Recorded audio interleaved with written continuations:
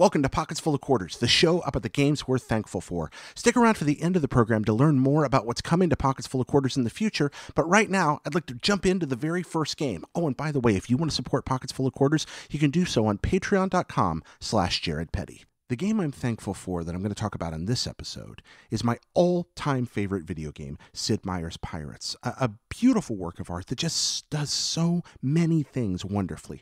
It's an early example of an open world game. It's not the first open world game, but it is one of the first to really understand the power of player agency. What I mean by that is that Pirates is a game about the choices you want to make. Practically any moment you're playing Pirates, you can choose to, quite literally, change course. You can be trying one thing and discovering that, I'm not really enjoying that so much, and so you can just radically alter the way you're approaching the game. You can do that at any time, or you can stick to something, follow a path, and see what's going to come out at the end. It just sort of drops you in the middle of an ocean, dangles a bunch of incentives in all directions around you, and then trusts you to make up your own mind. Pirates assumes you're not going to try to do everything in one game. It's a game that assumes a lot of replayability. That's there in the design. Indeed, it's there in the customization menus where you can set up time periods and your personal loyalties and your set of skills in radically different ways to produce a very different Caribbean every time you hop in. All of which are designed to kind of reflect some historical realities, but also to alter the challenge or alter the ways you might want to approach the game. But Pirates is ultimately about the decisions you want to make. And I love when games allow me to do what I want and trust me to experiment. And boy, does Pirates ever trust the player. There isn't a lot of onboarding. Pick a name, pick a single skill. Are you a good fencer? Are you good at sailing? Are you good at gunnery? Or are you good at medicine so you live longer? Pick one skill. Pick a name, pick a nationality, pick a time period, which will affect the political situation and the technology level of the ships that you'll encounter. And then off you go. It drops you in. Within a few seconds of starting Pirates, you're in the middle of a sword fight most of the time, probably leading a mutinous crew against an incompetent captain. And after defeating him in that duel, suddenly you're elected the captain of the ship.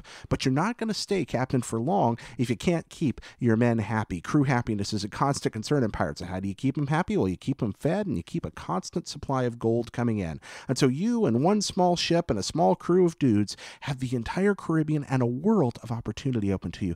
It's the romanticized version of the piratical experience that you see in old movies like Captain Blood. You know, the idea of people that are trapped in an economic servitude, finding their way out, fighting their way out of oppression and escaping and becoming something more, hopefully, if you're a successful pirate.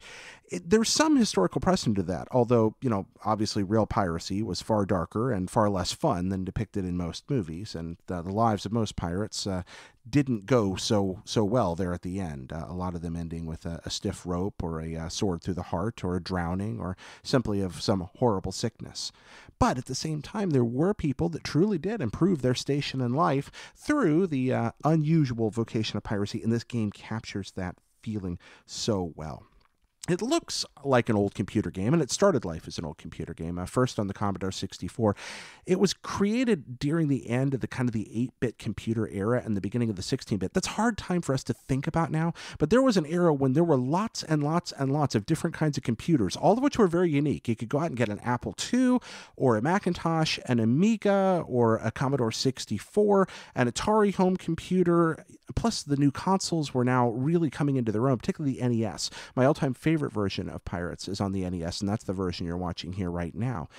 But you had lots of different choices, and Pirates was a game that was so popular, it was ported to almost every one of the platforms I just mentioned. I think the Atari home computer is the only one it may not have made its way to. It's also made its way to the IBM PC and some other places.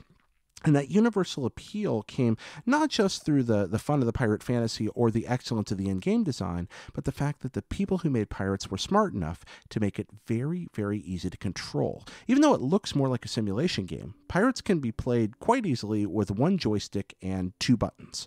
And on some of those old home computers, it was actually done with a joystick and 1 button. I think a control pad and 2 buttons is optimal for it. But it's a really simple control scheme, which makes it marvelously portable and almost instantly comprehensible.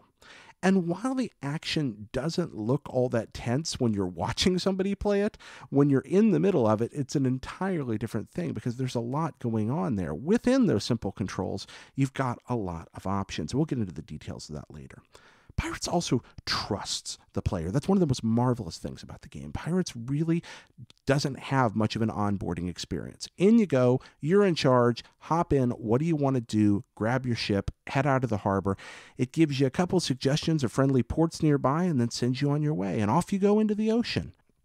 So what actually happens in Pirates? Well, we talked about that control scheme, but again, it kind of belies a complexity of planning. It's a lot like an RPG in that regard. So some of what's going to happen in a battle comes out of the decisions you make before you go in, much like in a traditional turn-based RPG.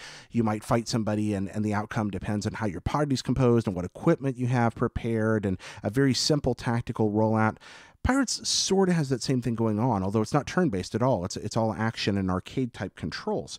But still, before you go into, let's say, a naval battle, you're going to have to choose the type of ship you're going in with. And you're going to make that choice based on the speed of the wind and the type of ship your opponent's controlling and what you're trying to accomplish. Do you want to get away? Are you running from a pirate? Or are you wanting to capture their ship? Do you want to capture them or do you want to destroy them? Do you want to grab a hostage and take prisoners? Are you better at gunnery or are you better at fencing, which is going to determine whether you take a type of ship into battle that's going to try to duel with cannons or immediately ram into the other craft so you can board and fight the captain with your sword hand to hand. You're making these choices all the time. And then when you pop into the battle, instantly, you have to assess the wind speed and direction, the angle at which the enemy ship is coming towards you, and try to find the right way to head them off at the pass, turn so that the wind's to your advantage, or get a good shot with your cannons. And none of this is happening in front of a spreadsheet. You're making these choices in a matter of seconds as the action unfolds. And that's what I love about it, is you're constantly making decisions, but you're never waiting.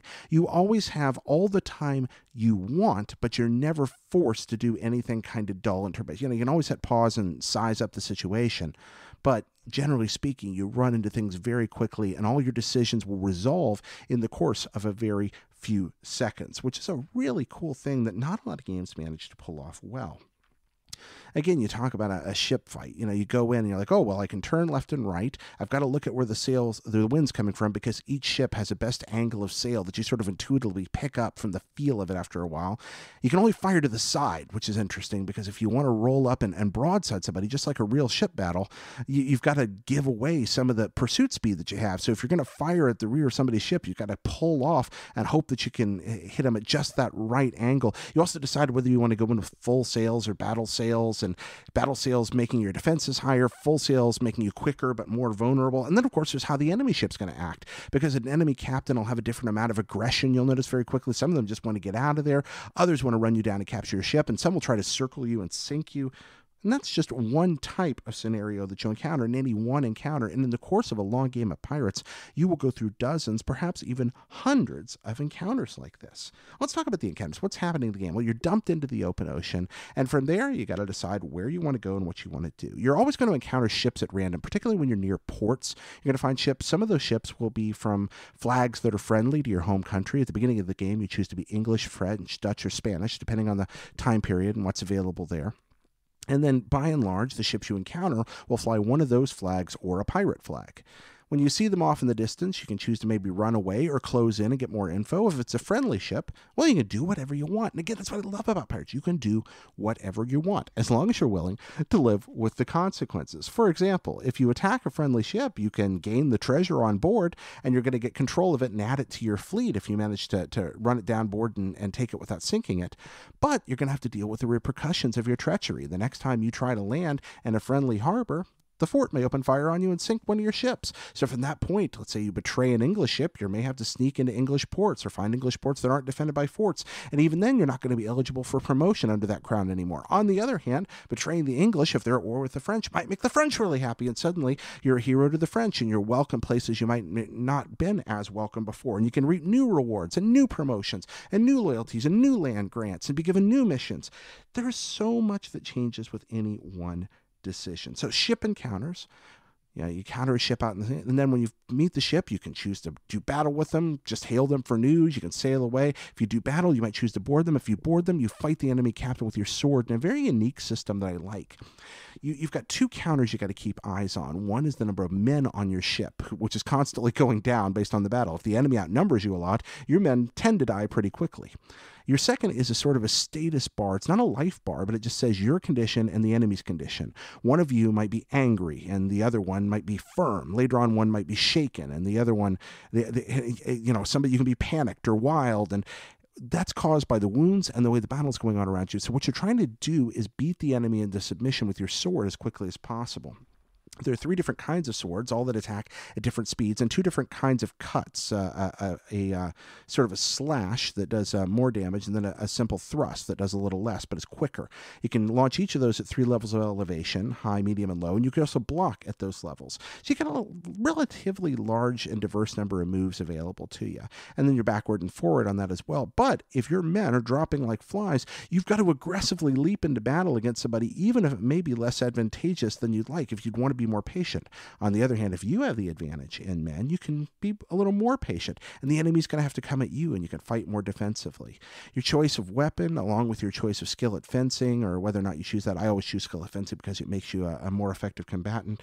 All those things kind of factor together into a sort of porridge of choices. Again, Pirates is ultimately about making decisions, and all of those play out in every marvelous encounter. What else are you doing in Pirates? Well, you're going from harbor to harbor. You're going to sit down and talk with governors and have stuffy little meetings, which take about 5 seconds of button presses. But during this time, you may be given opportunities for secret missions or rescues. You may meet a member of the governor's family. You can court a potential wife or make a friend that can become an informant later on in the game.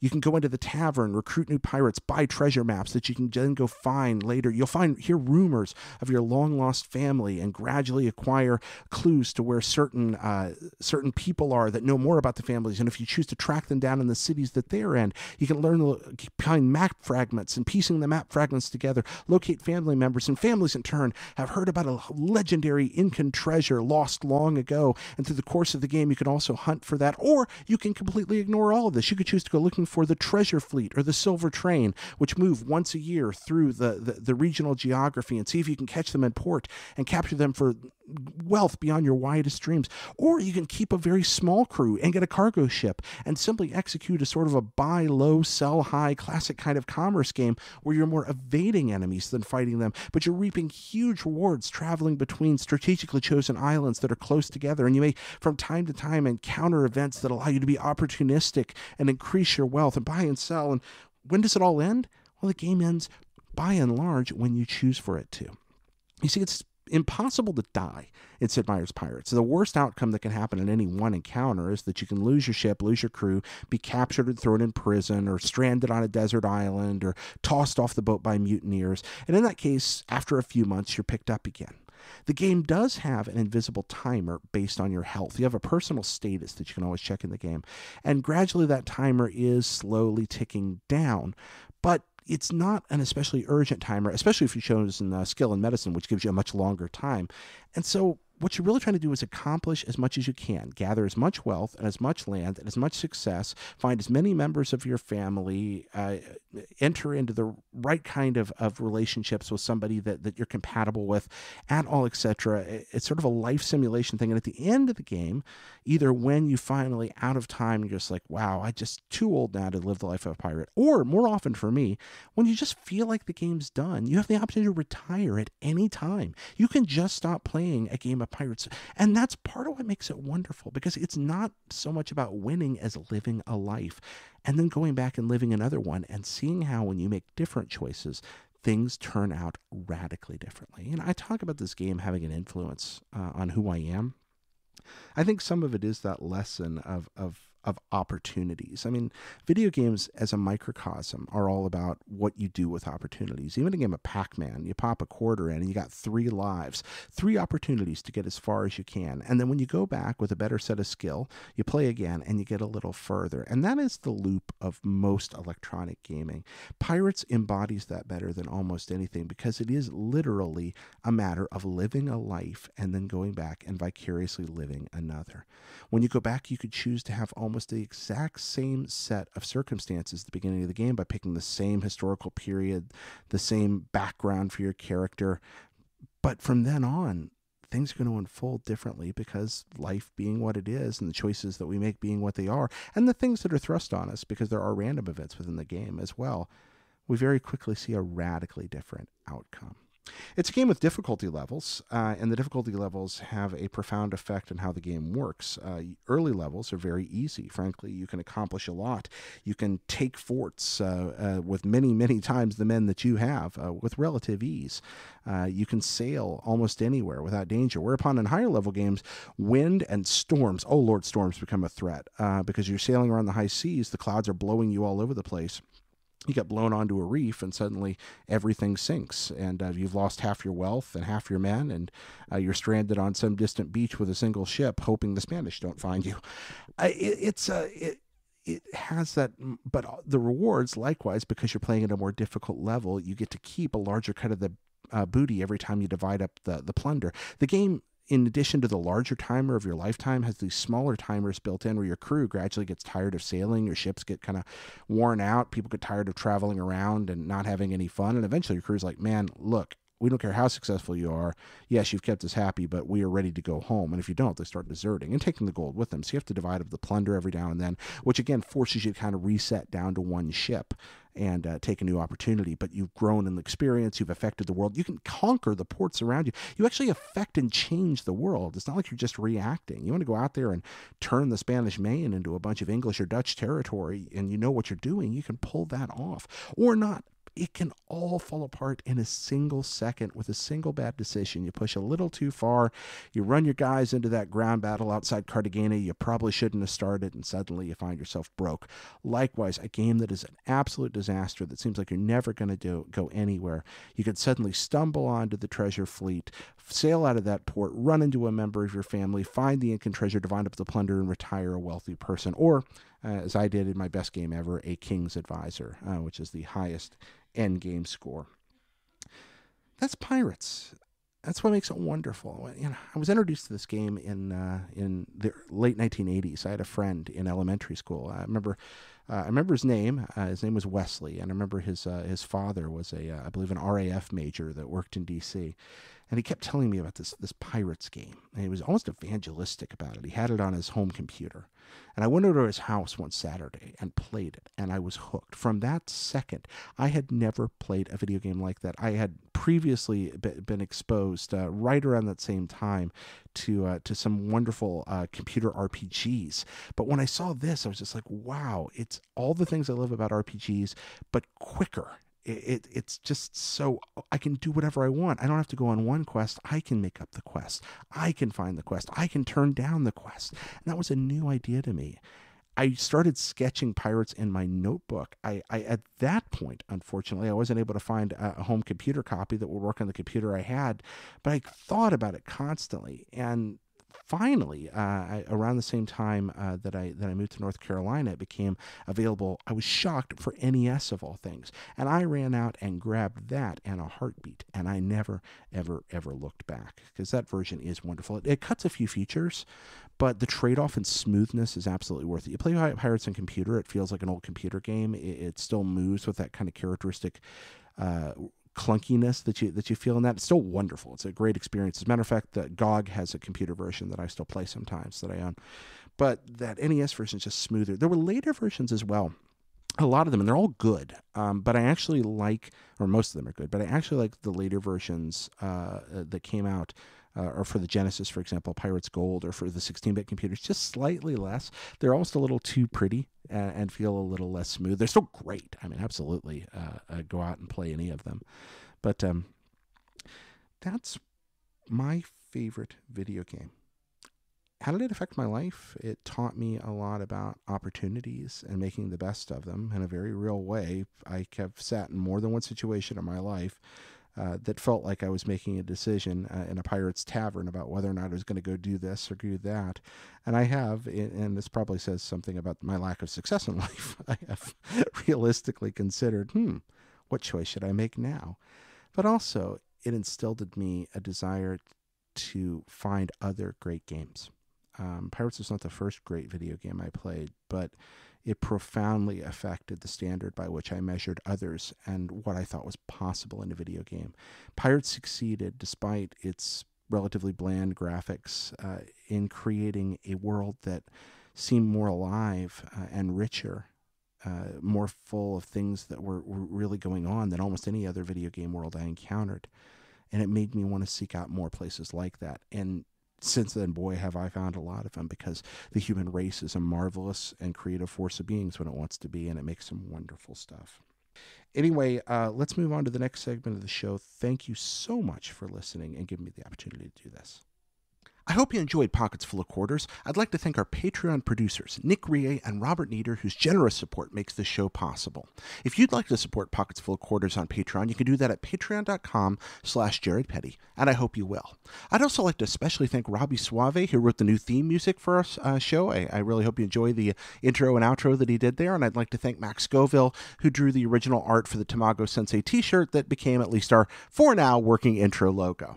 So thanks to all of you. Also, all of you who subscribe and who write to mail@pocketsfulofsoup.com.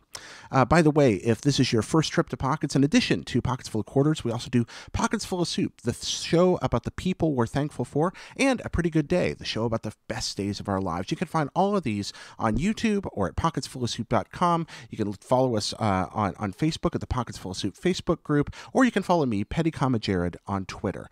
I really do thank you so much for everything you've done for the show so far, giving me this opportunity. Now, what's the future look like? Well, for now, Pockets Full of Quarters is a monthly part of the Pockets Full of Soup feed. What that means is that on YouTube or iTunes or wherever you choose to listen to Pockets Full of Soup, you're going to find Pockets Full of Quarters about once a month. I'd like to increase that frequency. Also, if you choose to back Pockets Full of Soup at the $5 level, you'll be getting an additional audio exclusive episode of Pockets Full of Quarters every month. That's going to be added to the bonuses that you already get there. And every now and then you're going to see polls go up asking you about what games we should cover next. So thank you so much for watching this pilot episode. I'll see you next time. Bye.